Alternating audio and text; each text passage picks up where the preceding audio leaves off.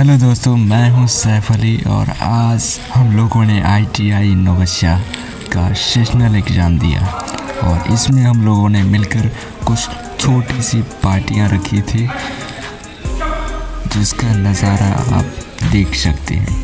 ये रहे हमारे कुछ फ्रेंड्स, तो बने रहिए हमारे इस छोटे से ब्लॉग में।